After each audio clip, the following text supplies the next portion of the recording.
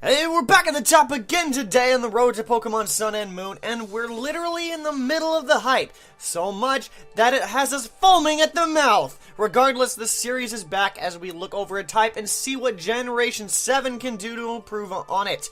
With the news we got this past week, this changes a lot of things. In fact, we're changing one of the main sections in this series. Which one?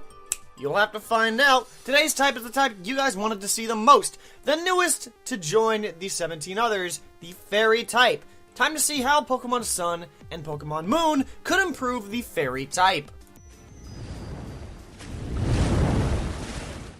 It's a new type, so it's bound to get this complaint. More Fairy types. I know we had a lot of the older Pokemon retype, but I don't think that fulfilled people enough. They want more Fairy types in the 7th generation. It seems that they are adding them too. We've already gotten 4 new ones revealed thus far, but how good they are in-game and in battle remain to be seen.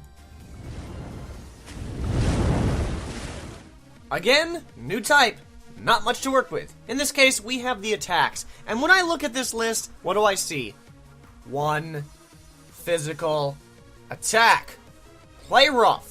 You know, fairies can do more physical stuff than just play rough. They can strike you. They can have some magic hammer. They can annoy you excessively. Hey, listen! Shut up, Navi! Even though, the special attacks aren't very diverse either. Moonblast being the strongest attack doesn't even break 100. Then again, the Dark type has no attack that breaks 100 either, so that doesn't mean much in comparison. Wait, Hyperspace Fury. But wait, that's a legendary signature move. But then we have to count the Ghost types as well, because they suffer from the same thing. Ah, what can of worms did I just open here?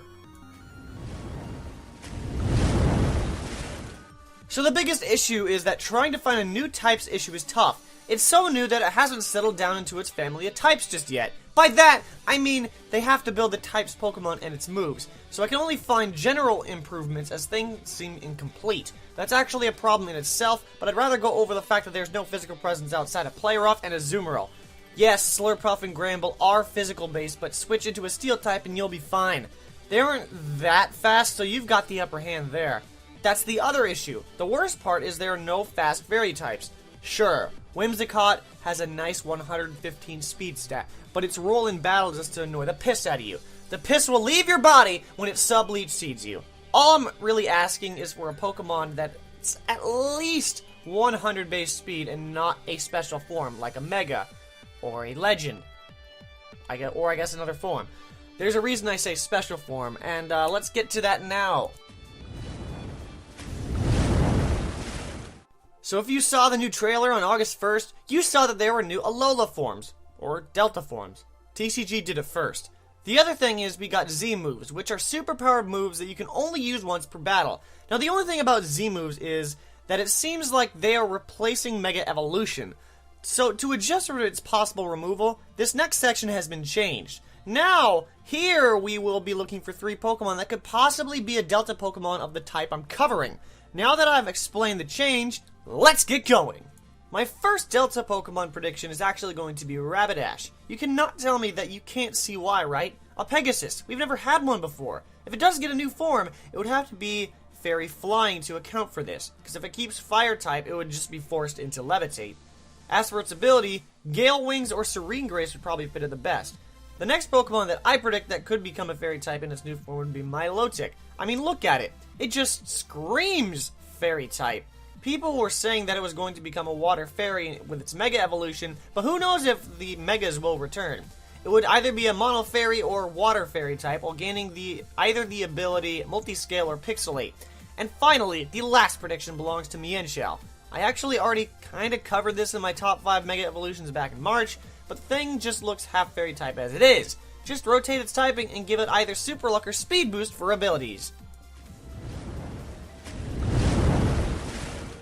Okay, so for these new moves, we have an issue. The list I tend to use is made in 2010, so there's no Fairy type moves readily made. So these are just off the top of my head.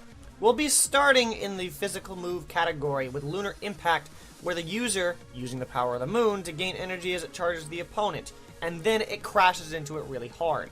This attack does 95 damage, and does not actually cause recoil as the moon's energy protects the Pokemon from that damage. This special move we have is Lunar Cannon. It is a 120 base power move that powers up on the first turn and unleashes the moon's energy onto the opponent. It's basically the opposite of Solar Beam. As for the status move, we have Full Moon. The user summons a full moon for 8 turns with a specific held item, and powers up fairy-type moves. The aforementioned Lunar Cannon takes 1 turn to use, and limits a lot of the boosts given by the other 5 weather effects, including Acid Rain, the move that we went over in the Poison-type video. The new Pokemon concepts are here, and we'll get to them in a moment, but first we'll look over the type chart again. Yes, I know I might cover a type that's been done by a Mega, Legend, or Form, but it doesn't account for them. Odds are someone is going to mention that anyway, so I can't really win on this front. Anyway, the Fairy type has been paired with every type but the Fighting type, the Poison type, the Ground type, the Bug type, the Ghost type. Also, Mimikyu is not released yet, but we won't pick one of this type. The Fire type, the Ice type, again, Alolan Ninetales, the Dragon type, and the Dark type. Whew, that's a lot of types. So with that, we need to replace Fairy Dragon. So why not start with this dragon designed by Smiley Fakemon? We've seen him a lot here too. So basically, Mega Altaria looks to be gone. It's unconfirmed if Megas will be back, but we have to replace it somehow. This guy though looks elegant, bulky, and strong at the same time. Just look at its stats. Bulky, strong, but slow. It has to take a hit somewhere in the stat sheet. It can't be bulky, fast, and strong at the same time. That's overpowered. The moves I could see it using would be Moonblast, Dragon Pulse, Dragon Dance, and Hydro Pump. I hope that's good enough for a Mega Altaria replacement. The other concept I have is this Orchid Mantis Fakemon designed by James Crabb. I know we got a Mantis Pokemon in Lurantis earlier in this week, but it's not a Fairy type, it's also not an Orchid Mantis. I also called it Luranitis, I believe, in my reaction, so I just thought that was funny. So let's go ahead and look at its stats. Well, I expect its defenses not to be very good because of its Bug type. Ooh, foreshadowing. I expect its physical and special attacks to be pretty high, while leaning more on its special attack. The moves I see it getting would be Moonblast, Bug Buzz, Leaf Blade, and Play Rough. I think that does the Fairy type fairly, huh?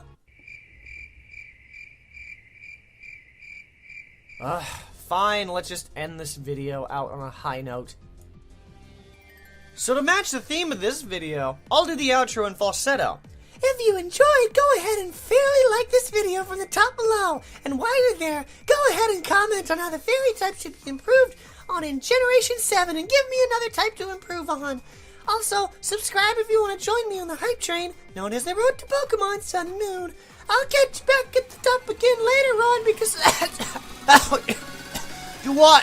Ow, my throat. It did nothing at least, but Rough Skin is going to knock it out. So that was the best choice ever. At least this thing doesn't have Heatene in this game because it's randomized. I just send in... Really?